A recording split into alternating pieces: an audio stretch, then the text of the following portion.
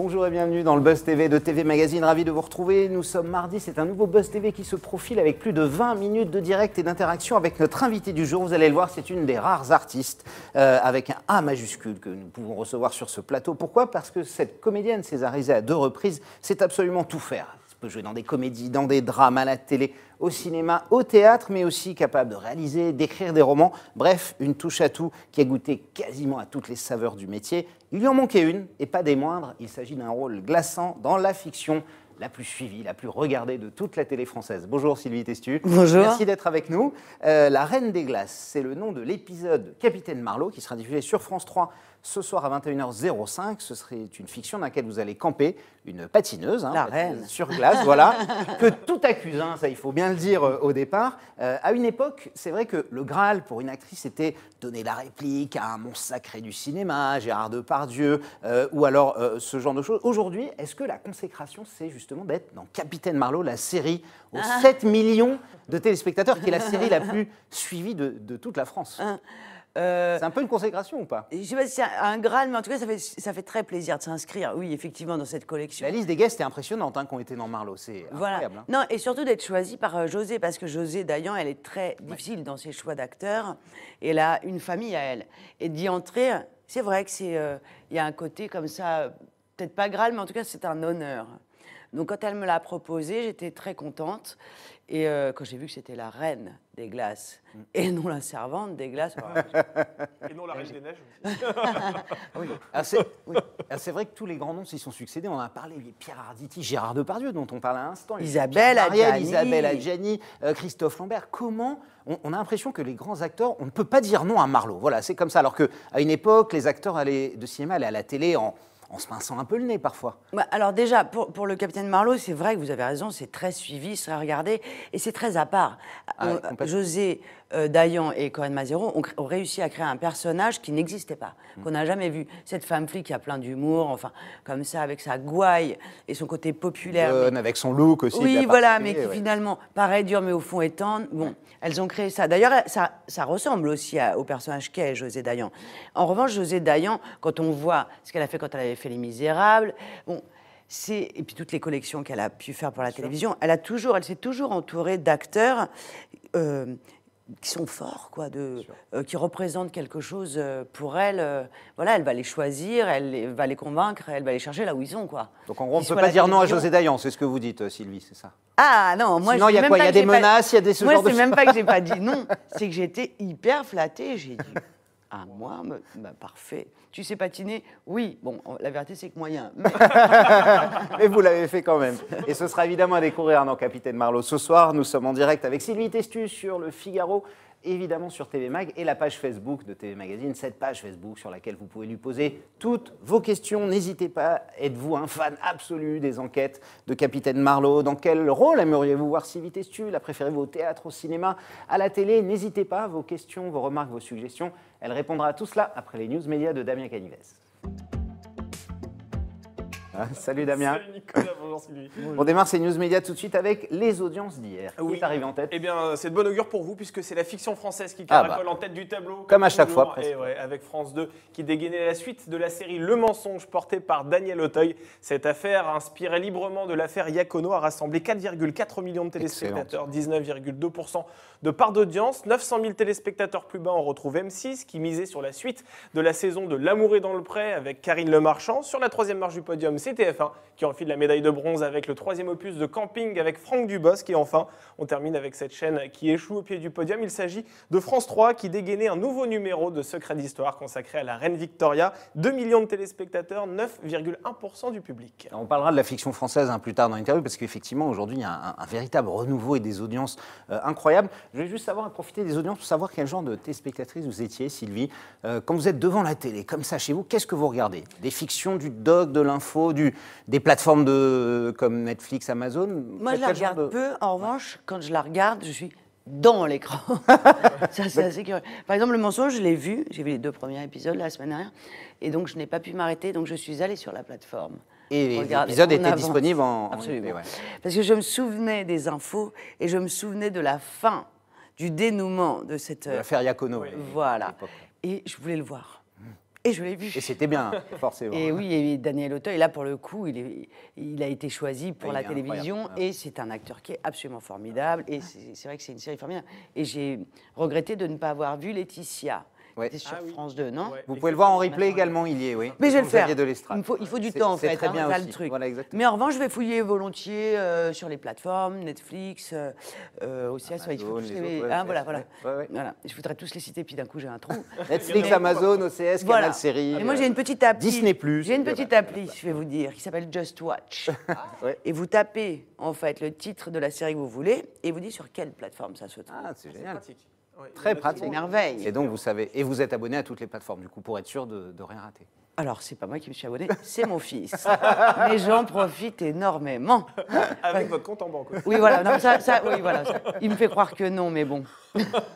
On continue ces infos médias, Damien, avec un chroniqueur qui ne reviendra pas dans Touche pas à mon poste. Ah oui, alors vous savez que traditionnellement, chaque début de saison, l'animateur célèbre du talk show de C8 recrute la moitié du PAF pour former sa bande de chroniqueurs, même s'il faut souligner que c'est vrai. En général, un mois plus tard, il en reste quasiment aucun. Oui, c'est vrai. Alors, c'est vrai qu'il faut souligner cette année, ils étaient un peu moins nombreux que les saisons précédentes. Il n'empêche que Patrice Laffont faisait partie du cru 2020-2021 et qu'après seulement quelques apparitions en septembre, eh bien, il ne reviendra pas autour de la table de Touche pas à mon poste. Alors, comme vous l'avez rappelé, Nicolas, le cas de beaucoup de chroniqueurs qui sont annoncés en septembre et qui finalement ne font que 2-3 émissions. Alors, c'est ce qu'il a annoncé hier, Patrice Laffont, dans l'émission L'Instant de Luxe sur Non-Stop People. L'ex-animateur emblématique du service public a expliqué sans langue de bois qu'il s'agissait tout simplement, je cite, d'un mauvais mariage. Quand Hanouna a voulu que je vienne, il s'est planté. Le choix qu'il a fait n'était pas le bon. Moi, je me suis planté d'avoir accepté. Voilà, Patrice Laffont. Au moins, c'est assumé. C'est assumé. Il a aussi précisé qu'il devait endosser un rôle différent des autres chroniqueurs. Or, très vite, il a dû se plier au happening concocté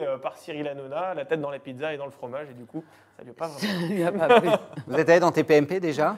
Oui, je l'ai vu plusieurs fois, oui. Bon. Ben, ils sont très sympathiques avec vous aimez bien faire ça? Oui, les charmants, dès que vous êtes invité, oui, c'est vrai qu'ils vous portent. Avec les chroniqueurs, c'est plus difficile. Non, moi, je ne me suis pas retrouvée dans une mauvaise situation avec lui. J'ai entendu dire, Bon, c'est vrai que je regarde l'émission de temps en temps, mais pas souvent, parce que c'est quand même à 1 heure... Voilà. Vous n'êtes pas toujours là. Je suis assise sur mon canapé et là c'est très compliqué. Mais quand moi j'ai participé à l'émission, ça s'est plutôt assez bien passé. Il a eu la gentillesse de rire à toutes les blagues que j'ai faites. C'est bien. Voilà, et de dire que j'étais bien. J'ai trouvé qu'il avait raison. J'ai dit je reviendrai la prochaine fois. Bon, donc tout va bien. On termine ces infos médias, Damien, avec une prise de parole très attendue. Ce sera demain soir. Ah oui, alors c'est un rendez-vous, on va le dire, dont on se passerait bien, tant il transpire la gravité dès lors qu'il pointe le bout de son nez. Emmanuel Macron s'adressera de nouveau aux Français ce mercredi à 20h sur Jamais TF1. bon signe en ce moment. Non, quand on sait qu'Emmanuel Macron... C'est 19h55. 19h55. Allons. Demain. C'est vrai, oui, voilà, vous avez raison. Alors voilà, ce ne sera pas une allocution solennelle, comme il nous avait habitués lors du confinement. Cette fois-ci, ce sera une interview menée par les deux présentateurs de JT, Gilles Boulot pour TF1 et Anne-Sophie Lapix pour France 2. Alors il fera le point, évidemment, sur l'épidémie de Covid-19 dont les indicateurs continuent malheureusement à se dégrader dans les grandes villes de France. Il est prévu qu'il fasse aussi des annonces pour tenter d'éradiquer, en tout cas d'endiguer la propagation du virus. Et il évoquera également la situation économique du pays. Alors pour les chaînes, du côté audience, eh bien, Emmanuel Macron qui parle de coronavirus est un véritable vecteur. Pour rappel, le 16 avril, alors que nous nous trouvions, souvenez-vous, en plein confinement, eh bien, son allocution avait fédéré près de 36 millions de Français. C'est quasiment 100% de part d'audience. On était tous chez nous. 96% de part d'audience. Oui, c'est ça. Les 4% des restes, on ne sait pas y regarder Gulli ou c'est bizarre. autre chose. On voit évidemment l'épidémie regagne du terrain, la seconde vague est là. Comment vous, Sylvie, à titre personnel, vous vivez cette période? Vous avez vécu le confinement et vous vivez aujourd'hui ce qu'on a là. C'est difficile pour quelqu'un qui fait votre métier, c'est difficile pour plein de métiers, mais pour vous? Oui, c'est compliqué pour nous parce que c'est vrai que c'est contraignant d'aller au théâtre avec un masque. Moi, en ce moment, je suis en tournée de théâtre, donc avec une pièce de Marivaux. Et il se trouve que, par exemple, là, on était au Sable d'Olonne, il y avait 600 personnes, toutes masquées. On les a applaudis parce que, franchement, je trouve que c'est super de continuer à vivre. Il faut continuer à vivre. Il faut faire super gaffe. Bien sûr, oui, effectivement. Moi, je fais super attention. Je me lave les mains, je porte le masque. Enfin, bon, bref. Surtout que j'ai des enfants ados scolarisés. Et j'ai pas du tout envie de le filer à ma voisine qui est super âgée. Donc, je fais gaffe. C'est contraignant, mais bon, je continue de vivre, quoi. Voilà. Les tournages, ça reprend, vous en avez... Moi, j'ai recommencé hier. Donc, il y a un monsieur Covid. Sur le tournage, vous avez quoi? Un référent? Oui, voilà. Qui vous explique? Par exemple, il y a la machine à café, vous dites « Ah, je vais me faire un café ». Il dit « Non, tu touches pas ». D'accord. Qu'est-ce que tu veux comme café?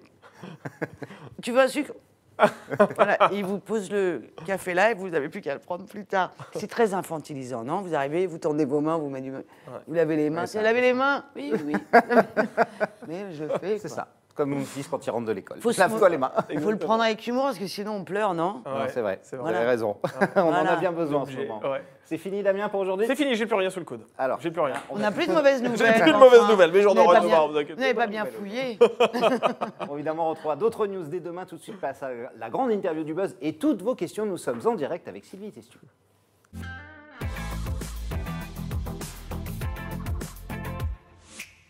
France 3 diffuse ce soir un nouvel épisode de Capitaine Marlowe, baptisé La Reine des Glaces. Ce sera évidemment en prime time à 21h05. Mais certains que les téléspectateurs seront au rendez-vous. Vous y interprétez le rôle de Salomé. Donc on en a parlé en introduction, qui est une patineuse qui doit jouer le premier rôle dans un spectacle, évidemment, de danse sur glace. Sauf qu'elle se blesse et doit céder sa place à une autre femme. Comme par hasard, cette dernière est retrouvée morte. Comme par hasard, les yeux dans les yeux. Mince Sylvie alors. Testu, êtes-vous pour quelque chose dans cette affaire? Alors écoutez, ne regardez pas, je vais vous donner le résultat. En fait, Ah oui. il y a mais pire que ça, c'est que cette Salomé, en fait, a passé la quarantaine. Évidemment, comme tous les sportifs de haut niveau, ça devient compliqué pour elle. Difficile, bien sûr. Non seulement d'avoir un rôle, mais d'avoir le premier rôle. Et il se trouve qu'elle est tellement talentueuse que finalement, elle finit par obtenir ce rôle et là, elle se blesse. Effectivement, sa remplaçante est sauvagement assassinée. Oui. Mais moi, par exemple, je nie. Vous niez. Moi, je dis que c'est pas Voilà, moi. vous faites partie des accusés, évidemment, forcément, et Marlowe va devoir enquêter. Voilà. Vous avez pris des cours de patin à glace, comment ça s'est passé? Vous aviez une doublure sur la glace ou J'ai fait les deux. J'ai pris des cours. Ouais. Je pensais que j'étais plus douée que je ne l'étais. Donc, non, j'ai jamais su faire une pirouette ou des choses comme ça. Mais Donc, vous il y a savez une jeune patiner, fille, glisser Comme dirait James Bond, il y a une jeune fille très classe qui me fait passer pour une fille très cool. C'est la doubleuse et cascadeur. Voilà. Alors évidemment, il y a eu plusieurs projets de télévision. La dernière, c'était Peur sur le lac, je crois, Ouais. sur TF1 que vous aviez fait. Qu'est-ce qui vous a séduit dans Marlowe? On a parlé évidemment du casting de José Dayan, mais dans cet épisode-là en particulier, et qu'est-ce qui vous plaît dans cette mécanique des Marlowe? J'aime bien parce que c'est fini. Ce sont des histoires qui se terminent à chaque fois. On n'est pas obligé d'attendre. Oh mince, les trois petits points. Moi qui suis une impatiente, ça me va parfaitement. Oui. J'aime bien parce que c'est une enquête policière, mais elle repose en fait sur l'intrigue. Mais il y a l'humour de Corinne, il y a tout le glamour là pour cette histoire-là, du patinage artistique. Il y a un côté, je sais pas, il y a un côté qui fait rêver de ces danseuses, patineuses qui se tirent la bourre et qui en final sont quand même dans une même famille. Bien sûr. Tout ça parle et de l'âge, et du côté glamour, et du côté jaloux des artistes entre elles, et de l'amour, parce qu'il y a une histoire d'amour là-dessous. C'est que vrai. vous n'avez pas encore soulevé, mais que je Il y en a soulève. toujours. Moi, je ne veux pas trop en divulguer. Je vous laisse, Non, mais voilà. divulguer ce que vous voulez. Tout ça ressemblait vraiment à quelque chose qui, moi, m'intéresse. Évidemment que j'ai envie de voir des histoires d'amour. Évidemment que quand c'est beau, ça me plaît. Évidemment que quand il y a du suspense, je veux savoir la suite. Donc, elle avait mis tout ça dans un épisode et en plus, elle me l'a proposé. Alors, j'ai dit, bah oui. Oui, on ne peut Alors. pas refuser, évidemment. On peut pas dire non. Alors, évidemment, on a beaucoup parlé de José Dayan. Vous aussi, on y reviendra. Mais celle qui participe aussi au succès, c'est évidemment Corinne Maziero, son interprète, sa gendarme à la chapka. C'est difficile son accent de style et de son- résister au fou rire face à elle par Ah ouais, moment. c'est pas facile. C'est ouais. difficile, oui. J'imagine bien en plateau. Et voilà, elle est très loin de correspondre aux stéréotypes, à la fois de la beauté féminine, et les gens l'adorent. C'est la série la plus regardée de France. Est-ce que les flics ultra pomponnés, etc., c'est devenu has-been au final, ou est-ce que Marlowe, c'est un non. ovni à part Je pense pour qu'il y a vous? de la place pour tout le monde. Non. Ouais. En revanche, ce qu'a Corinne Maziero, il me semble, c'est que c'est quelqu'un qui est comme ça, qui annonce quelque chose de fort, presque de brutal, Ouais. mais qui transparaît quand même, malgré tout, qu'elle a beaucoup de sensibilité. Et ça, c'est toujours très émouvant, parce que les gens qui vous livrent C'est leur important de cœur, le leurs sentiments sur la table, il y a un moment, et on a envie de dire, bon, tiens-toi debout. Elle a fait le contraire. Elle est forte, elle est drôle, et par moments, on dit, il n'y a pas un petit truc là quand même.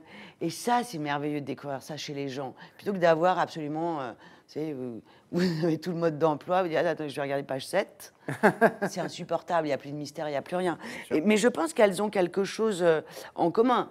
José Dayan et Corinne Maziero. C'est pas pour rien qu'elles se sont rencontrées, parce que José Dayan, elle est aussi comme ça. Elle a l'air forte, elle parle fort et tout ça, mais c'est quelqu'un d'extrêmement délicat. Mais est-ce que vous pensez que le succès de Marlo et du personnage de Corinne Maziero, c'est fait aussi parce que le public aime bien voir les personnes telles qu'elles sont, avec toutes leurs, loin des caricatures, des flics parfaits qui enquêtent. C'est aussi quelqu'un de naturel, Marlo. Je ne suis pas sûre que si vous vous pointiez devant la télévision en disant « je ne vais pas tricher », les gens vous suivraient. C'est plus compliqué que ça. Je pense que oui, effectivement, elle est sans phare et sans paillettes, mais je pense aussi qu'elle comporte quand même, malgré tout, un paradoxe et quelque chose de plus complexe que ça. Je ne crois pas qu'on suive les gens juste parce qu'ils sont comme ça. Parce qu'il y a aussi cette mode-là aujourd'hui de dire moi je suis comme ça, moi je... Non mais à un moment on voyait des flics, c'était souvent les mêmes, il faut bien le reconnaître, hommes ou femmes d'ailleurs, mais c'est souvent des caricatures d'eux-mêmes et ils se ressemblaient beaucoup. Là on est dans un truc très, très différent. Là on est dans quelque chose qui n'a pas été décidé à l'avance et qui s'est créé entre deux personnes, c'est-à-dire entre José et Corinne Maziero. Et à elles deux, elles ont créé un monde qu'on n'a jamais vu. Qu'on a envie de suivre et on a envie d'être invité. Parce que c'est drôle, c'est émouvant, il y a tout à l'intérieur de ça, de la série policière qu'on n'a pas vue, quoi. Damien? Oui, on est en direct sur la page Facebook de TV Magazine et sur le Figaro.fr. Alors il y a du monde, on salue Jérémy, Elisabeth, Sophie. Bien sûr, on est en direct. Vous savez, Capitaine Marlowe, ça carte. Donc il va y avoir du monde. On va prendre une question de Florian qui souhaite savoir, une question d'actualité, tiens. Il souhaite savoir si vous avez constaté un avant et un après MeToo. Vous qui êtes actrice, est-ce que vous avez constaté un changement dans la façon de faire, dans les tournages, les comportements vis-à-vis des hommes, etc. Est-ce que vous l'avez constaté? Il y a un mouvement qui est venu des actrices d'ailleurs. Oui, il y a une prise de conscience, bien sûr. Est-ce que je vois un changement Vous aviez radical. déjà eu ce genre de... Vous aviez été victime de harcèlement ou ce genre de choses Où est-ce qu'il y a du bois? Non, ici, la table, c'est du bon bois. Voilà, ça ne m'est pas arrivé. Mais en revanche, je fais vraiment partie des gens qui soutiennent les personnes qui souffrent et qui le disent. Et vraiment, ça serait ma bête noire. Moi, voilà. C'est vraiment quelque chose qui me terrifie et je trouve ça très anormal. Donc je trouve que ce mouvement a tout à fait raison d'être là et on doit continuer de le supporter. Et voilà, même si on n'est pas concerné, je m'adresse à vous qui êtes des hommes. Bien sûr, oui, c'est vrai. Et je les vois, ils sourient, ils sont très d'accord. Donc on est complètement d'accord. Et donc voilà, et je pense que c'est un mouvement important. Et je ne sais pas si ça a déjà changé énormément de choses, mais je pense qu'un Weinstein qui voudrait commencer à avoir la même carrière, on va dire, intime, ici, il réfléchirait. Oui, à mon avis, oui. Aujourd'hui, à deux fois, à mon avis, c'est certain.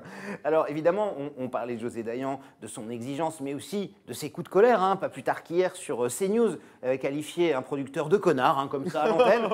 Est-ce que c'est parfois déroutant de tourner avec quelqu'un aussi en couleur, qui dit exactement ce qu'elle pense? On a l'impression que José Dayan, elle est sans filtre, qu'elle dit les choses dès que ça lui traverse la tête. Ça fait quoi d'être... C'est séduisant. Oui, vraiment. C'est très séduisant. On a envie en tout cas d'être sa pote. Parce que comme elle est très intelligente, non, mais c'est vrai, c'est une femme très intelligente. C'est le cas, bien sûr. On se dit que quand elle vous choisit, il y a quelque chose déjà de vrai, parce qu'elle ne ment pas, et qu'en plus, elle a vu chez vous quelque chose qui fait très plaisir. Elle a quelque chose comme ça, José. Elle ne fait pas les choses de façon... conventionnelle Non, conventionnelle non plus, mais il n'y a pas de pause. Elle réagit comme elle veut. Et elle ne le fait pas exprès de gueuler. Si elle pense que le type est un enfoiré, au lieu de dire un enfoiré, elle va dire un connard. Oui, voilà. C'est Dayan, bien sûr. Chacun a son petit bréviaire, quoi. Comment vous qualifieriez le lien professionnel qui vous unit? Elle et vous, vous aviez fait Quand sort la recluse avec elle, c'est ça, en 2019, je crois. C'est quoi le lien professionnel qui vous unit? Moi, je l'ai rencontrée il y a très longtemps. Elle voulait faire un film pour le cinéma. Moi, j'avais dit oui, ça s'est pas passé, ce film. Bon, très bien. Mais j'ai vu... On a déjeuné ensemble et pendant ce déjeuner, je me suis dit, j'adore cette discussion, j'aime la personne qui est en face, j'aime le dialogue. Vraiment, ça a circulé, on a parlé de tout. Et voilà, j'ai regretté que le film ne se fasse pas. Quand elle m'a appelé pour La Recluse, j'ai dit bien sûr que je viens. Voilà, évidemment. Et de nouveau, elle avait choisi Jean-Hugues Anglade, qui n'est pas n'importe quel acteur non plus. Sûr. Donc voilà, on est toujours bien entouré, on est toujours bien accueilli et on est toujours... c'est intéressant, on le sait que ça va être intéressant. Voilà. Est-ce que soi-même, on ne va pas rater? Ça, on ne le sait pas. Mais il y a moins de chances de rater quand on est bien Quand on est entouré. avec José Dayan, c'est sûr. Damien. Oui, allez, on va prendre une question de Patrick sur Twitter qui souhaite réagir par rapport à ce que vous disiez tout à l'heure sur le coronavirus et qui aimerait savoir si vous avez été touché personnellement par ce virus. Alors oui, moi, avant le confinement, donc j'ai été testée positive, voilà, après j'ai été confinée, donc j'ai eu double peine, c'est-à-dire que déjà j'étais alitée parce que j'étais malade, et ensuite j'ai été confinée. Moi, j'ai pensé que ça ne s'arrêterait jamais pour moi. La recluse, c'était moi. La recluse, c'était vous. Mais elle n'est pas sortie. Non. Problème. Vous étiez en famille quand même, vous n'étiez pas toute seule. Non. J'ai pendant le confinement, donc moi, ma famille a fait comme tous les Parisiens, est allée se confiner. Moi, j'ai une maison au bord de l'Atlantique, et moi, du coup, au lieu de me confiner dans mon bureau qui est tout petit, j'ai eu tout l'appart. Bon, pour vous toute J'ai seule. l'impression d'avoir un château. Ça fait du bien aussi de temps en Oui, temps. oui. Évidemment, on va parler également des comédiennes, notamment Elena Noguera, qui était passée sur ce plateau et qui a dénoncé notamment l'archaïsme du cinéma et de la télé sur les actrices qui vieillissaient. Passé la quarantaine, la cinquantaine, c'était plus compliqué. Corinne Maziero, elle-même, ce matin, c'est dans Le Parisien, elle dit, je cite, c'est du Corinne Maziero. Pour une femme, dès que tu as passé 35 ans, c'est va te faire foutre. Bon, c'est une Il Corinne n'y a pas Maziero. besoin du cinéma Mais- pour ça, non. Est-ce que vous avez constaté aussi cette forme parfois de machisme ou pour des femmes, passé un certain âge, d'avoir une difficulté de trouver des rôles que n'ont pas forcément certains hommes? Mais c'est pour tout, moi je crois. Oui, au cinéma, oui. Ouais. Quoique c'est un peu moins quand même, un peu moins. On voit quand même de plus en plus d'actrices qui tournent longtemps et qui ont des rôles intéressants. Mais non, je pense que petit à petit, il faudrait quand même que ça change. C'est-à-dire que la ride sur le visage d'un homme, c'est du charme, et sur le visage d'une femme, c'est un défaut. C'est de la vieillesse, ouais. Oh. Enfin, c'est de la vieillesse chez les deux, hein, mais... Bien sûr, on est d'accord, ouais. Mais la vieillesse n'est pas prise de la même façon. J'avais lu il n'y a pas très longtemps un sondage, on disait que sur les plateformes, vous savez, genre Mythique, Tinder, là, en fait, la plupart des femmes cherchaient des hommes de 55 ans et la plupart des hommes cherchaient des femmes de 10. Ouais. Ah oui. C'est dingue. Les bras m'en sont tombés, je les ai remis. Je me suis dit, dingue. Moi, personnellement, je m'en fous. Voilà. Donc, je ne sais pas si ça m'aide, ça ne m'aide pas. Mais je m'en fous. Moi, je vois des jeunes hommes qui sont pas du tout charmants et inversement.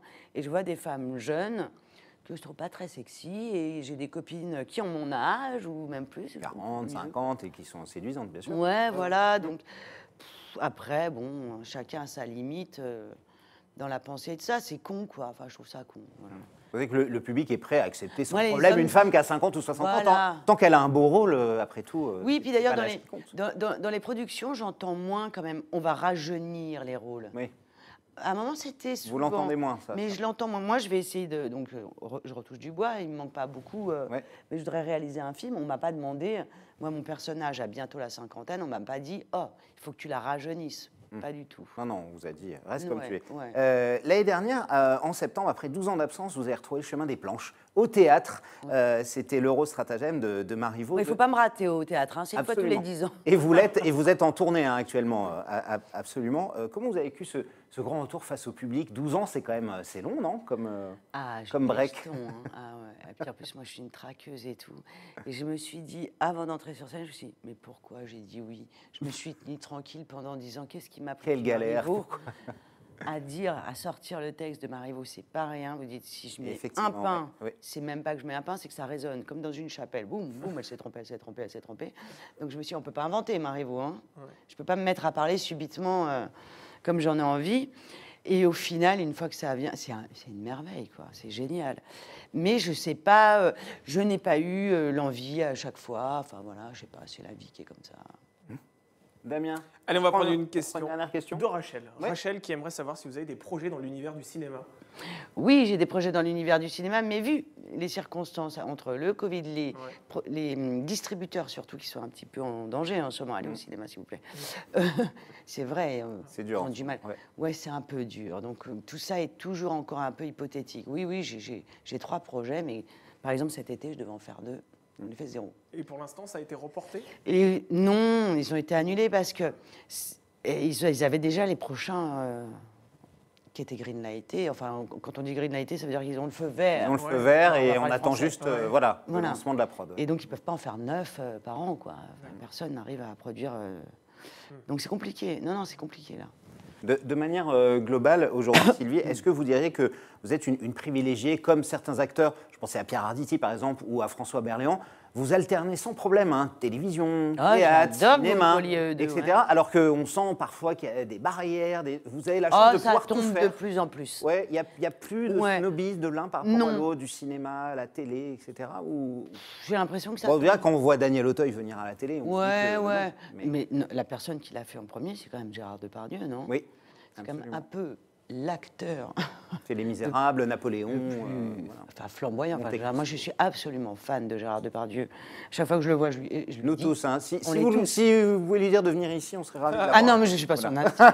Mais je l'adore. Et c'est un des premiers à être allé Ouais, à la télévision. télé, ouais. Et il ne joue pas différemment qu'il soit sur un plateau de cinéma ou sur un plateau de télé. Donc pour vous, il n'y a aucune différence. Moi, Tant qu'un j'appréhende projet les- est intéressant, théâtre, ciné, télé, vous y allez. Voilà. Ouais. C'est s'ils ne sont pas intéressants, cinéma, télé ou théâtre, j'y vais pas. D'accord. Y compris ciné important, prestigieux, si ça vous plaît pas et qu'un truc de télé Ah, vous on a plaît, du mal vous à pouvez le céder, à ne pas céder au Ah, c'est prestigieux. dur, le cinéma. Ça, je sais qu'on a du mal. Non, moi, on m'avait proposé un jour un film, c'était Munich. Vous voyez De Spielberg Ouais, de Spielberg et tout ça. Et mon rôle était nul. Tout le monde m'a dit, tu dis non.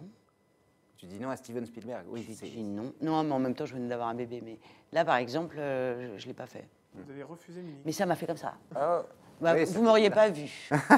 Si vous aviez éternué, vous me voyez. on aurait raté. Et le fait effectivement que la télé soit en hausse comme ça, est-ce que pour vous c'est dû à une qualité largement supérieure? Oui. Aujourd'hui, on le voit. Hein. Alors, il y a Ouais, Marlowe, ouais, mais on voyait la fiction française est quasiment première à chaque fois aujourd'hui. Ah, hein. vous pouvez Elle faire est des devant choses- les fictions américaines. Ah, en vous pouvez audience. faire des choses à la télévision aujourd'hui que vous ne faites pas au cinéma, ça c'est sûr. Et, En termes de quoi? De qualité qualité, de suivi, de scénario? De sujet. De sujet, quoi. On n'est pas forcé de faire une comédie aujourd'hui à la télévision. On peut faire des comédies. En fait, ils commencent à élargir beaucoup les sujets et beaucoup leur famille d'acteurs. Donc, il y a quand même beaucoup de surprises à la télévision en ce moment.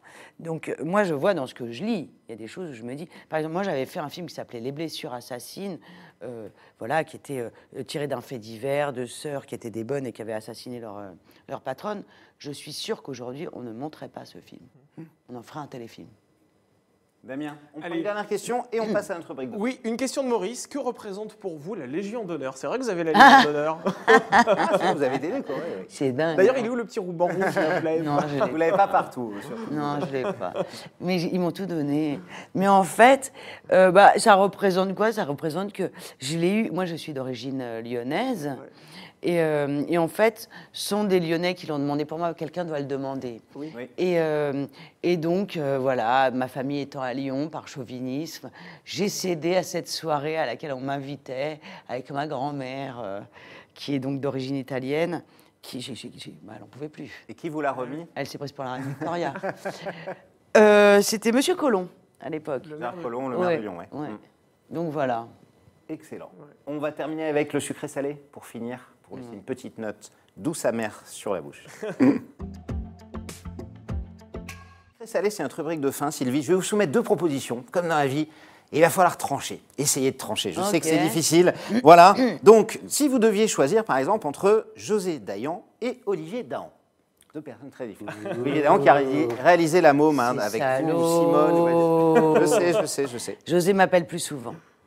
Donc plutôt José? Oui. D'accord. Corinne Massiero ou Marion Cotillard? Je connais Marion depuis plus longtemps. Donc Marion. Écrivaine ou actrice? Si vous deviez en choisir plus qu'un, on vous dit jusqu'à la fin de ta vie.